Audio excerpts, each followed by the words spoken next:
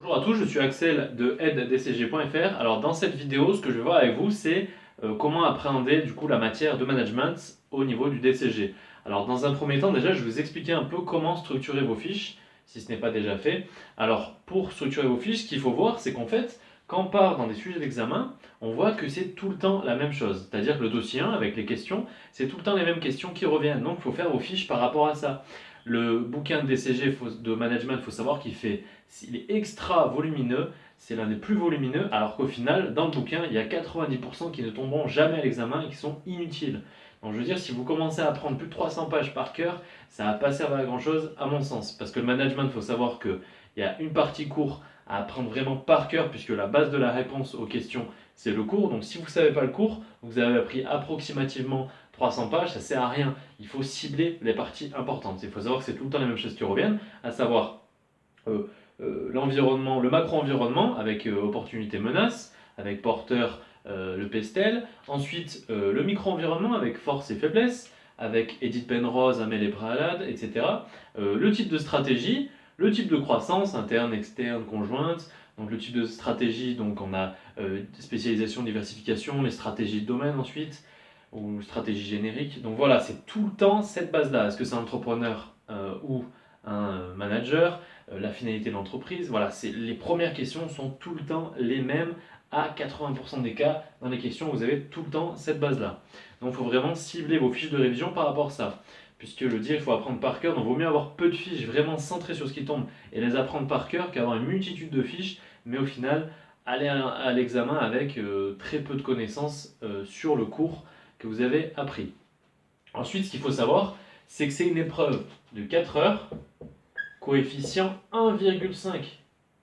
Donc c'est énorme, sachant que par exemple la comptabilité approfondie, c'est coefficient 1. Alors que je veux dire, la comptabilité approfondie, c'est une matière 5 fois plus dense et 5 fois plus dure que ça, quoi. Le management, pour moi, une fois qu'on a le bon support de révision, la bonne méthodologie, on peut l'apprendre par cœur. Si par exemple, moi, mes fiches, il y a 25 fiches, 24 fiches de cours et une fiche méthodologie. Et bien les 24 fiches de cours, dedans, vous avez 90% de ce qui tombe. Et en plus, ce que ça vous sert à quoi? Ça vous sert à apprendre seulement 24 fiches par cœur. Au moins, vous n'avez que 24 fiches à apprendre. Par contre, il faut les apprendre par cœur. Donc, je veux dire, en une semaine, apprendre 24 fiches synthétiques claires, c'est très facile de les apprendre. Il suffit juste de les relire énormément de fois. Au bout d'un moment, ça rentre. Comme ça, au moins, vous allez maximiser votre note. Donc déjà, pour télécharger les premières fiches de chacune des matières disponibles, je vous mettrai un lien dans la description. Et aussi, avant de commencer pour le sujet d'examen, je vous mettrai le lien où vous aurez tous les sujets d'examen et tous les corrigés du DCG. Comme ça, au moins, moi je vous conseille, c'est d'au moins avoir la page 3 sur 10, donc où il y a dossier 1, dossier 2, de l'énoncé du sujet DCG 2016 de management. Comme ça, au moins, on va faire le sujet ensemble. Alors déjà, juste avant de partir là-dessus, moi ce que je vous conseille, c'est du coup la méthodologie à appliquer pour la réponse aux questions du dossier 1, c'est de faire 1. Mettre tout votre cours qui a un rapport avec la question, on va voir comment faire. 2. L'appliquer au cas, c'est-à-dire vous allez aller chercher les informations qui sont dans les annexes pour appliquer au cas, et ensuite faire une petite conclusion avec le donc. Par exemple, si on parle de stratégie, vous allez définir d'abord les 3 types de stratégie, ensuite vous allez appliquer au cas, et ensuite vous allez mettre donc, elle applique une stratégie de croissance interne par exemple. Voilà ce que je veux dire avec ce petit schéma. Et là, c'est très important puisque ça, c'est ce qui va vous permettre de maximiser votre note à l'examen. Déjà, vous suivez un cadre précis et vous allez déjà récolter l'ensemble des points. Ensuite, deuxième chose, c'est un sujet de 4 heures.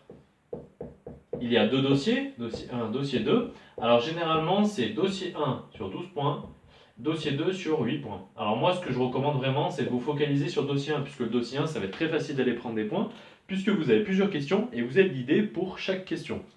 Alors que le dossier 2, eh ben voilà, c'est une question, un développement structuré, c'est beaucoup plus complexe d'aller chercher les points. Je vous montrerai comment déjà structurer votre développement pour essayer de maximiser vos points, mais des fois on tombe sur des questions assez floues, donc ça va être très dur, du moins c'est plus arbitraire au niveau des points, alors que là c'est des questions très simples généralement, cours, application au cas, hop, déduction, et vous allez vraiment, là sur les 12 points, si vous suivez ma méthode et le cours, si vous avez un bon cours, ou de bonnes fiches de révision, vous allez prendre au moins, à mon avis, 8 points si vous apprenez vos fiches par cœur. Alors, donc moi ce que je recommande de toute façon pour toutes les matières, c'est vous avez de diviser en fait le temps que vous allez passer sur chaque question, enfin chaque dossier du moins, en fonction du nombre de points que ça rapporte. Ici, c'est une épreuve de 4 heures. On a 12 points pour le dossier 1, donc je recommande de passer 2h30 environ sur le dossier 1. Pour le dossier 2, du coup, on va passer donc 1h30. Voilà, comme ça vous permet de diviser votre temps et de un peu mieux gérer votre temps. Par exemple, si le dossier 1, on aurait 4 dossiers avec un dossier, sur une épreuve de 4 heures, on a 4 dossiers. Le dossier 1 représente par exemple 10 points, on sait qu'il va falloir passer la moitié du temps, à peu près 2 heures dessus. Si on a un dossier qui représente 2-3 points, sur une épreuve de 4 heures, il ne faudra pas y passer plus de 20-30 minutes. Ça ne sert à rien de passer 1 heure sur un quart du temps, donc sur un dossier qui ne rapporte même pas un quart des points. Ça ne sert à rien. Donc ça vous permet de mieux gérer votre temps. Donc moi, ce que je vous conseille, c'est le dossier 1 d'y passer au moins 2h30 et le dossier 2 d'y passer 1h30. Maintenant, autre conseil, c'est de faire pour le dossier 1, de prendre une question par page. Donc là, vous allez avoir votre page 1, question 1, vous ne posez pas de questions, votre page 2, question 2, votre page 3, question 3, votre page 4, question 4, et ainsi de suite. Donc là, par exemple, cette question, donc moi j'aurais pris cette page. Comme ça, au moins, vous ne posez pas de questions. Si vous devez revenir ensuite pour répondre, etc., ou si vous voulez sauter une question, au moins vous n'allez pas faire des rappels du genre un astérix à la fin, hop, rappel question 1. Voilà, là, ça, l'examinateur, il déteste de voir, il a énormément de copies à corriger, donc si vous commencez à lui mettre des rappels, voire page 1, déjà, il ne va pas forcément apprécier, et ce ne sera pas très clair. Donc moi, je vous conseille vraiment de prendre une page par question. Ensuite, ce que je vous recommande aussi, c'est dans un premier temps, vous allez uniquement déjà lire les questions. Vous allez attribuer à chaque question une couleur. Par exemple, question 1, vous allez mettre du fluo rose. Donc je vous conseille, par exemple, il y a cette question, il faut au moins avoir 7-8 fluos de couleurs différentes. Question 2, on va par exemple le mettre en jaune. Question 3, on va par exemple le mettre en vert. Hop. Et ensuite, donc ça vous faites ça pour chaque question avec des couleurs différentes. Ensuite, vous allez aller dans votre sujet, enfin dans vos annexes du moins, et vous allez par exemple repérer tout ce qui correspond à la question 1. Vous allez prendre tous les éléments des annexes, vous allez les fluoter en rose. Pareil pour la question 2, pareil pour la question 3. Comme ça, au moins, une fois que vous avez toutes les questions sous les yeux, vous allez dans vos annexes et vous surlignez tout. Comme ça vous permettra de ne rien oublier et ça vous évitera de lire vos annexes, enfin du moins le sujet, pour chaque question. Parce que là, vous allez forcément oublier des choses. Donc là, moi, ce que je vous conseille, c'est vraiment de faire ce schéma de couleurs. Comme ça, ensuite, lorsque vous êtes à la question 1, hop, vous allez chercher toutes les infos que vous avez surlignées en rose dans votre sujet. Par exemple, voilà, on va dire que ça c'est la première feuille du sujet, hop, il y a des lignes, hop, là vous allez surligner, ah bah tiens, ça correspond à la question 1. Par exemple, on va dire que ça parle de la taille, du chiffre d'affaires, etc. Donc vous surlignez en rose. Ensuite, ah bah tiens, là, ça nous parle du macro-environnement, ça nous parle peut-être voilà, de l'intensité concurrentielle, etc. Donc on va le mettre en jaune. Ensuite, hop, bah là, tiens, porteur, donc là, les forces concurrentielles, bah tiens, peut-être qu'on va nous parler cette fois, je sais pas, on peut nous parler par exemple du pouvoir de négociation des clients ici. Bah voilà, comme ça ensuite, lorsque vous allez être à la question 1, vous allez reprendre cette donnée. Enfin, après, bien sûr, pour toutes les annexes, donc vous aurez plusieurs données de couleur rose, plusieurs données de couleur jaune, etc. Ensuite, question 2, vous allez repérer tout ce que vous avez mis en jaune, et question 3, tout ce que vous avez mis en vert dans votre sujet. Donc voilà pour cette partie-là. Ensuite, là maintenant, on va attaquer le sujet. Donc moi, ce que je vous recommande aussi, ça va être de surligner tous les mots-clés dans les questions. Donc là, pour ne rien oublier et pour bien cibler la partie courte que vous allez devoir mettre dans votre réponse. Puisque la première partie, c'est la partie courte.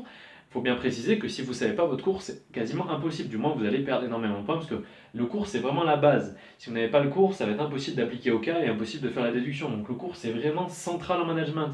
Il faut vraiment apprendre par cœur pour être sûr de maximiser votre note à l'examen. Donc, en management, de toute façon, il y a deux choses à respecter, c'est vraiment le cours à apprendre par cœur et la bonne méthodologie de réponse aux questions, tout simplement. Et là, vous êtes sûr de maximiser vos points. Parce que vous allez voir que les questions ne sont pas très compliquées. Donc là, moi, j'ai pris le sujet 2016, donc j'ai pas lu les questions et j'ai pas regardé les annexes, je ne vais pas le faire entièrement avec vous. Moi, je vais juste vous montrer comment j'aurais fait pour cibler les questions et comment j'aurais répondu aux questions. Donc là, première question, caractériser l'organisation. SNCF, nature, statut juridique, taille, activité. Donc là, a priori, on ne nous demande pas forcément d'utiliser du cours, sinon ça aurait été dit voilà, selon un auteur ou voilà. Là, on nous demande simplement de mettre, voilà, la nature, le statut juridique, la taille, l'activité. Voilà, tout simplement. Donc ça, c'est une question relativement simple, en fait, où on ne demande pas vraiment de cours spécifiques. Donc la nature de l'activité, ça sera peut-être, est-ce que c'est une entreprise privée, une entreprise publique? Le statut juridique, est-ce que c'est une SA, est-ce que c'est une SRL? Je pense que ça doit être ça. Ensuite, la taille, bah, combien il y a peut-être, quel est le chiffre d'affaires, combien il y a de salariés, etc. Et l'activité, bah, là, c'est les trains, etc. Voilà, cibler l'activité de la SNCF. Tout simplement. Donc là, une question relativement simple, où il n'y a pas forcément de cours à utiliser.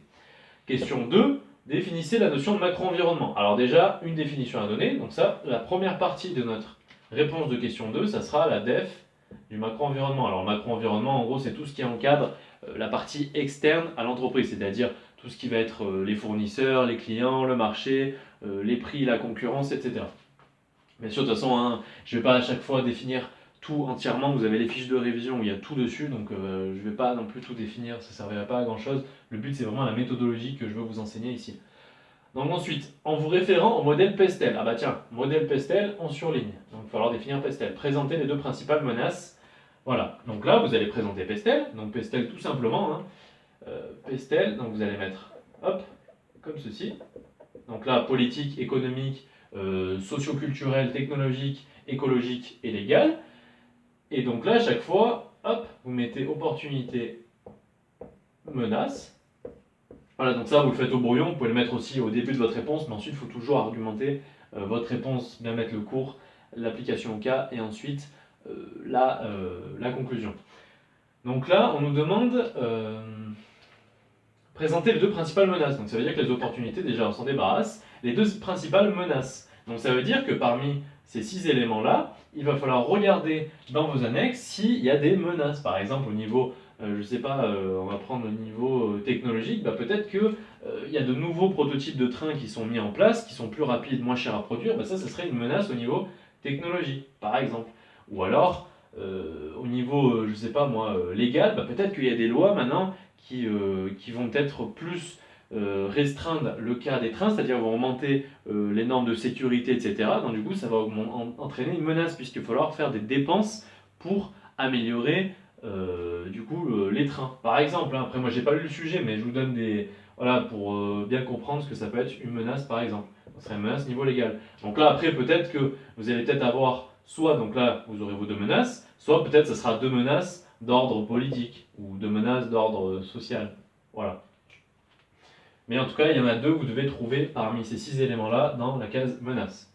Ensuite, question 3, en vous limitant aux frais et au transport de voyageurs et en vous inspirant de travaux de porteurs, ah bah tiens, porteur, hop, on surligne porteur, analysez les forces concurrentielles qui exercent sur la SNCF. Donc là, tout simplement, hein, question 3, bah vous allez mettre le cours qui se réfère à porteur avec les 5 forces concurrentielles plus une.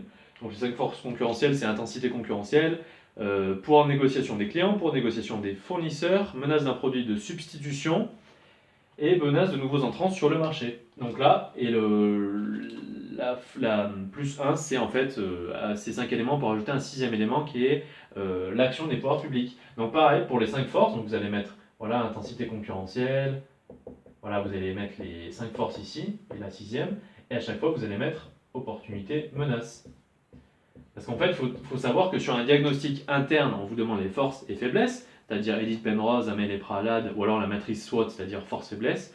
Et le diagnostic externe, ici, on va vous demander les opportunités menaces, c'est-à-dire Pestel et Porter, ce sont des diagnostics externes. De toute façon, dans mes fiches de révision, c'est bien dissocié qu'est-ce qu'un diagnostic interne et tous les types de diagnostics internes, et qu'est-ce qu'un diagnostic externe et tous les types de diagnostics externes, comme ça vous vous y retrouvez clairement. Ensuite, donc là, vous allez mettre opportunité et menace, comme s'il s'agit d'un diagnostic externe. De toute façon, c'est simple. Là, c'est intensité concurrentielle, donc forcément, ça peut que venir de l'extérieur. On ne va pas se faire concurrence à nous-mêmes. Donc ça vous aiguille forcément que c'est un diagnostic externe. Donc là, voilà, donc là, analyser les forces concurrentielles. Donc à chaque fois, vous allez analyser et mettre, par exemple, au niveau de l'intensité concurrentielle, s'il y a plusieurs concurrents, que c'est très dense au niveau de la concurrence, qu'il y a des centaines de concurrents qui font des prix bas, etc., ça va être une menace. Maintenant, au niveau du pouvoir de négociation des clients, par exemple, pouvoir de négociation des fournisseurs, s'il y a plusieurs fournisseurs, du coup, on peut faire jouer la concurrence de ces fournisseurs. Du coup, on peut baisser les prix. Donc là, ce sera, par exemple, une opportunité.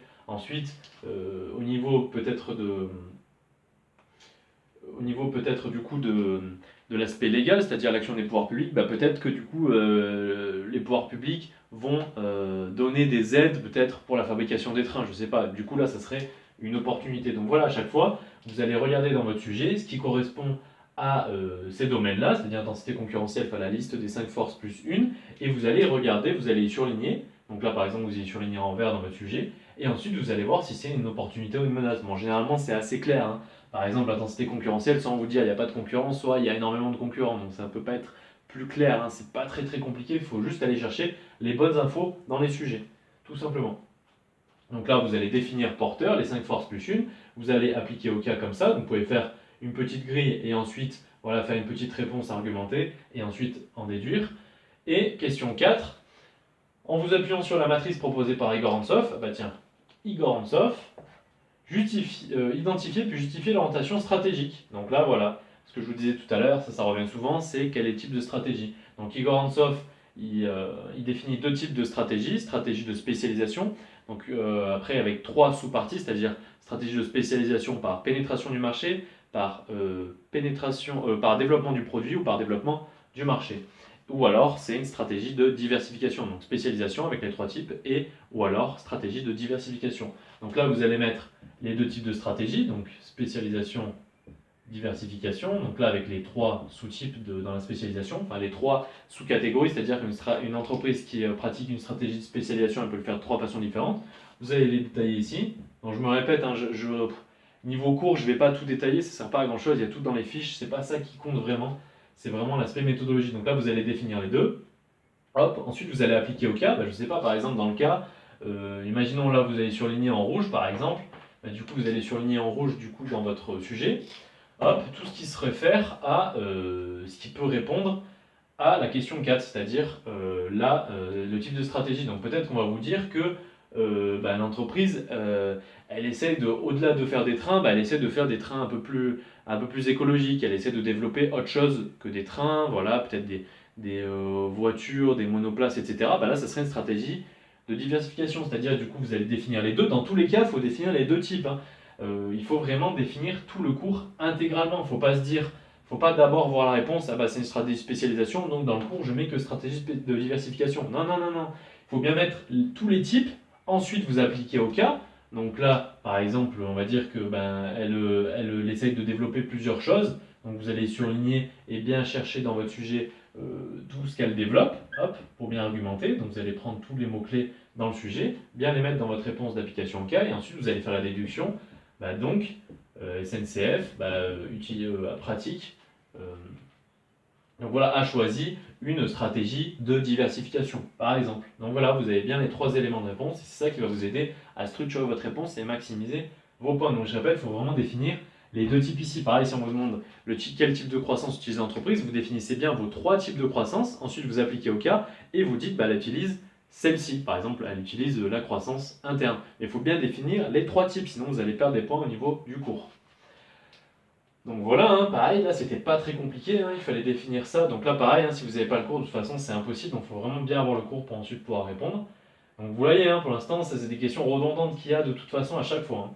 Alors ensuite, question 5, pour faire évoluer son offre commerciale, SNCF a décidé de revoir sa démarche mercatique. Ah bah tiens, démarche mercatique. Je vais prendre mon fluo. Donc la démarche mercatique, d'ailleurs, présenter dans le cas général les étapes de la démarche mercatique. Donc là, il faut présenter les étapes de la démarche mercatique et rappeler les différentes variables d'un plan de marchéage. Donc voilà, plan de marchéage, qu'est-ce qu'il y a à faire? En plus là, il ne vous demande même pas d'appliquer au cas apparemment, il vous demande simplement présenter dans le cas général les étapes de la démarche mercatique et rappeler les différentes variables d'un plan de marchéage. Donc là, a priori, il n'y a même pas besoin d'appliquer au cas, ça sera seulement une question de cours pure et dure. Donc voilà, une question 5, si vous n'avez pas le cours, vous ne pouvez même pas y répondre et vous perdez tous les points. Alors si vous avez le cours, vous définissez du coup les étapes de la démarche mercatique, c'est-à-dire, donc là voilà, question 5, il y a 4 étapes. Donc il y a la recherche et analyse d'informations, il y a le plan d'action, la mise en œuvre et l'analyse des résultats, c'est-à-dire l'évaluation des résultats. Et en fonction des résultats, l'entreprise va pouvoir appliquer des mesures correctives pour améliorer son résultat. Donc voilà, ça c'est du cours, hein, encore une fois, hein, c'est vraiment une question purement de cours. Et ensuite, le plan de marchéage, c'est la loi des 4 P avec produit, prix, promotion et le plan ou la place. Et la place, en fait, c'est bon, il faut bien retenir la loi des 4 P, comme ça vous allez bien retenir tous les éléments, prix, produit, etc. Mais au niveau du dernier élément qui s'appelle la place, en fait, par la place, ce qu'on veut dire, c'est le canal de distribution. Mais là, je ne détaille pas les réponses, mais il faut bien mettre tout le cours, par exemple. Si vous avez en tête tout le cours qui se réfère à ces 4 éléments, à ces 4 étapes-là, et ensuite au plan de marchéage, aux 4 P, vous les mettez bien tout le cours. Vous ne mettez pas simplement, bah voilà, P, produit, prix. Non, non, là, à chaque fois, vous mettez bien le prix, hop, vous détaillez pourquoi le prix, le produit, vous détaillez pourquoi le produit. Voilà, ensuite, la place, bah, vous détaillez bien pourquoi la place, hein. Promotion, bah, pourquoi promotion, qu'est-ce que ça veut dire? La place, il faut bien dire que c'est des canaux de distribution.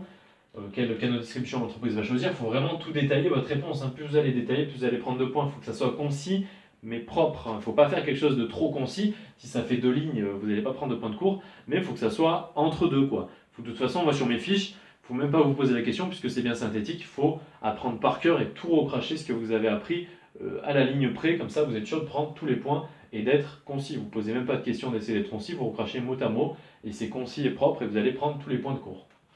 Donc là, vraiment, hein, c'est une question purement de cours, hein. Ensuite, justifier la politique de prix adoptée par la SNCF. Donc là, voilà, premier élément de réponse, ça va être de justifier la politique de prix. Donc ça, à mon sens, ça va être, c'est pas vraiment une question de cours, hein. Là, il faut justifier une politique de prix. Ça, c'est plutôt de l'analyse économique à faire. Donc par exemple, si elle utilise des prix plutôt élevés ou plutôt faibles, etc., comment elle adopte ses prix, comment ses prix varient, ça va être une question vraiment purement d'analyse. Dans ce cadre, elle a adopté une démarche de yield management. Ah là, par contre, on nous parle du yield management. Donc, on surligne yield management. Et dans la deuxième partie de réponse, hop, on va définir le yield management. On ne se pose pas de questions, on a vu le mot-clé, hop, dans la deuxième partie, on définit bien le yield management. Alors, le yield management, ça va être le fait de jouer en fait sur les capacités de l'entreprise, c'est-à-dire sur 2 variables qui vont être le prix et les capacités. Par exemple, la SNCF, si on prend le cas de la SNCF, bah, du coup, les périodes creuses où il va y avoir peu de passagers, bah, du coup, elle va faire chuter ses prix. Comme ça, au moins, ça va permettre de remplir un peu plus ses trains. Et lors des périodes vraiment où il y a énormément de monde et du coup le train sera plein, bah là du coup elle va augmenter ses prix du coup pour rentabiliser un maximum son train du coup, parce que si elle sait que de toute façon qu'elle mette un prix à 50 ou 100 euros, bah du coup le train va être plein, bah autant mettre le prix à 100 euros, comme ça au moins elle va rentabiliser au maximum son train. Alors que par exemple si c'est une période creuse et qu'elle met le train à 100 euros que personne ne l'achète, bah du coup il vaut mieux qu'il y ait 5 passagers à 20 euros plutôt qu'un seul passager par exemple à 50 euros. Voilà, tout simplement, expliquer brièvement, je pense que c'est ça qu'ils veulent dire par ça. Donc vous définissez le yield management, ensuite, de toute façon il va être clairement là, ça ne peut pas être plus clair, définissez cette pratique, donc définition du yield management, et montrez-en la pertinence pour la SNCF. Donc là ce serait comme je vous ai dit, bah, du coup forcément les périodes creuses, de toute façon ça sera détaillé dans le sujet ça, j'imagine, hein. Donc forcément pour les périodes creuses, bah, du coup elle va diminuer ses prix pour augmenter un peu la présence des passagers, et pour les périodes de forte activité, c'est-à-dire les périodes vraiment tôt le matin en gros où tous les travailleurs vont partir par exemple, et le soir où tous les travailleurs vont rentrer, par exemple, bah, du coup là elle va augmenter ses prix puisque ça va être des périodes où vraiment il va y avoir beaucoup de monde. Donc du coup c'est la loi de l'offre et la demande, hein, typiquement qui va être appliquée pour la SNCF. Donc voilà, vous appliquez au cas, donc on voit que pour l'instant il n'y a pas des questions vraiment très compliquées, c'est des questions relativement simples, mais encore une fois seulement et seulement si on sait son cours. Question 7, la SNCF doit en finir avec la centralisation en mobilisant des approches théoriques. Donc là, on vous dit bien en mobilisant des approches théoriques. Ça veut dire qu'il va falloir faire appel à du cours. Ici, on nous avait simplement dit, voilà, définissez le macro-environnement. Il y avait des questions où voilà, par exemple, pour faire évoluer son... Ici, voilà, caractériser l'organisation SNCF, nature, statut juridique, taille, activité. On ne nous demande pas d'utiliser un auteur précis. Alors que là, on vous le dit bien, hein. Là, dans les autres, on vous dit bien Igor Antsov, porteur, les forces concurrentielles, les étapes de démarche mercatique, le plan de marchéage, ici le yield management, ici on nous définit bien les mots-clés qui se réfèrent à votre cours. Alors que là, on nous citait rien, quoi, hein. Caractériser l'organisation SNCF, nature, statut juridique, taille, activité. Là, on voit bien qu'il n'y avait aucun cours demandé. Par contre, dans toutes les autres questions, les 6 autres questions qui suivent, on a bien pu voir les mots-clés et quelle était bien la partie du cours qui était demandée en première partie de réponse à la question. Donc là, la SNCF doit en finir avec la centralisation en mobilisant des approches théoriques pertinentes détaillées deux axes envisagés pour y parvenir. Donc là, bah voilà, donc là, des approches théoriques qui se réfèrent à la centralisation. Mais là, comme on nous dit, la SNCF doit en finir avec la centralisation, j'imagine qu'il va falloir cibler du cours qui va parler de décentralisation. Puisque là, on nous dit que la SNCF, du coup, elle va en finir avec la centralisation. Donc ça veut dire que si elle va en finir avec la centralisation, ça veut dire qu'elle veut décentraliser son activité. Donc là, il va falloir citer les auteurs qui parlent de décentralisation. Donc il me semble qu'il y a Sloan et Drucker, je crois. Voilà. Il y a Sloan et Drucker. Donc là, vous allez pareil aller chercher le cours sur la décentralisation dans les fiches. Hop, il y a deux auteurs, je crois. Vous allez mettre l'auteur 1, ses idées, l'auteur 2, ses idées. Comme ça, vous prenez les points de cours. Et ensuite, vous allez appliquer au cas. Détailler deux axes envisagés pour y parvenir. Là, vous allez appliquer au cas. Donc voilà, vous voyez que si on prend cette manière de travailler, c'est-à-dire apprendre votre cours par cœur, avoir une belle méthodologie de réponse aux questions, bien chercher les infos avec un code couleur dans vos annexes, bien identifier, par exemple là, on nous parlait de nature, statut juridique, taille, bah, par exemple si dans votre sujet, dans le sujet par exemple vous nous parlez du chiffre d'affaires, du nombre de salariés, et ben ce que vous aurez dû faire, c'est bien surligner en rose toutes ces informations-là. Comme ça après dans la question 1, bah, vous allez bien indiquer ces éléments-là. Parce que qu'est-ce qu'il veut le correcteur? Il veut bien la partie court, il veut bien que vous ayez compris les éléments à repérer dans les annexes et que vous les ayez bien notés dans la réponse. Voilà, c'est tout simple, hein, c'est vraiment du court, appliqué au cas avec des données concrètes, des chiffres, des mots-clés qui sont du sujet qui s'appliquent au cas, et ensuite bien en faire une déduction quand c'est possible. Donc voilà, hein, on a bien vu que c'était pas des questions très compliquées, hein, honnêtement. Regardez, j'ai même presque pu répondre sans forcément, enfin même du coup sans avoir lu le sujet. Donc vraiment, essayez vraiment d'utiliser cette méthode pour vraiment maximiser vos points. Ensuite, donc là, le dossier 2. Alors là, comme je vous ai dit, moi le dossier 2, c'est pas le dossier sur lequel, à mon sens, ça va être le plus facile d'aller prendre des points, mais je vais vous donner quelques petites astuces déjà pour maximiser vos points. Donc c'est souvent des questions assez vraiment presque, c'est de la philosophie des fois, hein. Par exemple, là c'est quoi du coup? Le temps, source d'avantages concurrentiels pour l'organisation, point d'interrogation. Donc là, honnêtement, c'est pas des questions faciles, mais on va essayer d'y répondre.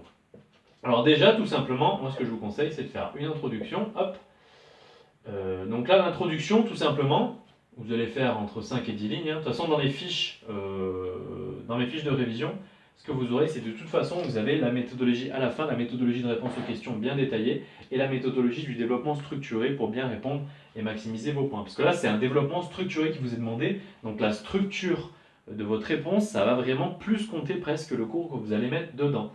Donc voilà une intro. Donc là, moi, ce que je vous recommande, c'est de faire en fait un alinéa en début. Là, par exemple, vous allez faire votre introduction, hop. Ensuite, vous allez sauter de ligne, par exemple. Hop, vous allez faire un alinéa pour votre première partie. Hop, vous allez sauter à nouveau de ligne. Vous allez faire un alinéa, hop, pour votre deuxième partie, sauter de ligne, et un alinéa pour votre conclusion.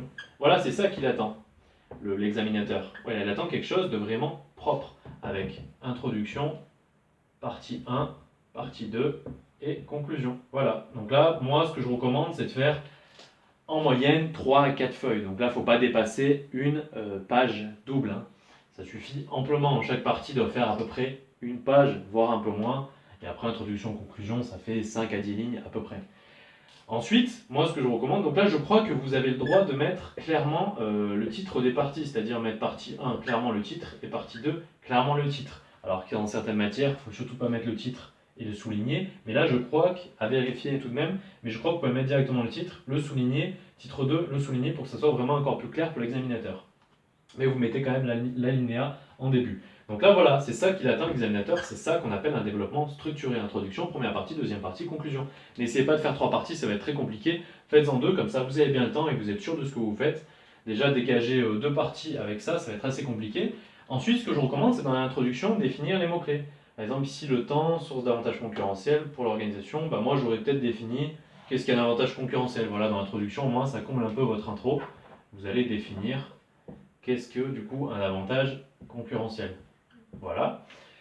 Ensuite, vous allez énoncer votre plan à la fin de votre introduction. Plan partie 1, partie 2. Donc là, je ne sais pas, le temps, source d'avantage concurrentiel, ça va être par exemple partie 1, le temps d'approvisionnement, le temps que mettent les fournisseurs à nous livrer, etc.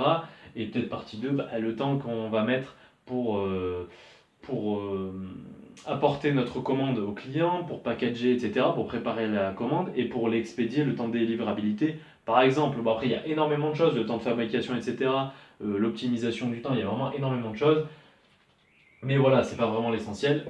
Hop, donc là vous mettez vos deux parties, vous essayez quand même de trouver des parties assez claires, mais de toute façon, dans la fiche de révision, normalement vous aurez des bases là-dessus. Mais vous voyez, hein, par exemple ici, pour moi je trouve que c'est plus des questions d'ordre économique, voilà, de réflexion, plus que du cours proprement. Même si vous lisez le bouquin de management entièrement, je suis pas sûr que vous ayez plus de facilité à répondre à cette question-là. Et ensuite, pour la conclusion, moi ce que je conseille, du coup, de toute façon, le début de la conclusion, ça va être tout simplement donc de résumer votre plan. Voilà. Ensuite, voilà, une petite, peut-être encore une petite partie courte. Et la dernière phrase, ça va être ce qu'on appelle l'ouverture. Donc une ouverture, par exemple, ici, si on parle du temps avantage concurrentiel, bah, peut-être à la fin, vous pouvez mettre, pour ouvrir le sujet, est-ce que les nouvelles technologies vont nous permettre du coup d'améliorer d'améliorer la perspective du temps dans le monde de l'entreprise? Est-ce que du coup, les nouvelles technologies vont nous permettre de produire plus rapidement? Par exemple, ça peut être une ouverture avec, moi je conseille de mettre tout le temps un point d'interrogation pour l'ouverture à la fin. Donc voilà comment structurer votre développement structuré. Donc là, c'est sur 8 points. Donc déjà, si vous suivez, comme je vous l'ai montré, déjà un plan assez clair et net avec une petite définition pour l'introduction, une petite ouverture pour la conclusion, un plan vraiment structuré, pourquoi pas mettre une phrase de transition entre la partie 1 et la partie 2, bien respecter les alinéas, les parties clairement posées avec sauter des lignes bien entre chaque partie, entre l'introduction et la partie 1, la partie 2 et la conclusion. Et déjà, au moins, vous allez prendre un maximum de points, même si vous ne savez pas trop quoi mettre dedans, déjà de bien structurer, d'essayer de trouver quand même quelques idées, ça va déjà vous aider fortement à gratter sur 8 points, au moins 3-4 points, voilà, assez facilement. Sachant que c'est quoi F1,5, je veux dire, à mon sens, c'est quand même facile de prendre entre 12 et 15 à l'examen. Il faut savoir que même si vous avez seulement 12 à l'examen, 12 fois F1,5, ça vous fait donc 3 points d'avance. Ça veut dire que vous pouvez avoir un 7 sur 20 en comptabilité, ça le rattrape. Donc ça vaut vraiment le coup de faire des efforts, d'apprendre 24 fiches par cœur et d'apprendre une méthodologie et de la suivre à la lettre. Ensuite, une petite astuce, moi ce que je recommande, c'est pour les parties, par exemple dans la partie 1, ça va être de mettre au minimum, pour structurer votre réponse, ça va être par exemple de prendre au moins 2-3 arguments par partie. De toute façon, c'est tout détaillé dans les fiches de révision, l'aspect méthodologie, mais je vous redétaille un peu ici. Prendre au moins 2-3 arguments par partie, et pour chaque argument, vous mettez au moins un petit exemple voilà, de cours, ou un petit exemple de cas que vous pouvez citer. Mais par contre, dans le développement structuré, il faut quand même vraiment, voilà, à partir de vos connaissances théoriques et factuelles, à mon sens, il faut quand même rester plutôt objectif. Il ne faut pas trop, voilà, il faut quand même utiliser du cours, etc. et rester le plus objectif possible. Donc voilà pour les sujets de management. Donc j'espère que toute cette méthodologie, n'hésitez pas à revoir la vidéo, à noter ce que je dis. Mais en tout cas, vraiment, j'espère que ça vous aura aidé. Le management, c'est vraiment pas une épreuve très compliquée à mon sens. On peut la réviser assez tardivement, hein, puisqu'il n'y a pas forcément. Ça n'a rien de s'entraîner sur énormément de sujets. Moi, je conseille de vous entraîner au moins sur un ou deux sujets. Mais voilà, je veux dire, c'est pas ça le plus essentiel. À mon sens, c'est vraiment d'apprendre le cours par cœur, d'apprendre la bonne méthodologie. De toute façon, une fois qu'on sait faire un sujet en management, on sait faire tous les sujets puisque c'est tout le temps, vraiment tout le temps, pareil. Donc voilà, j'espère que ça vous aura aidé. J'espère que vous allez réussir votre examen et on se dit à la prochaine.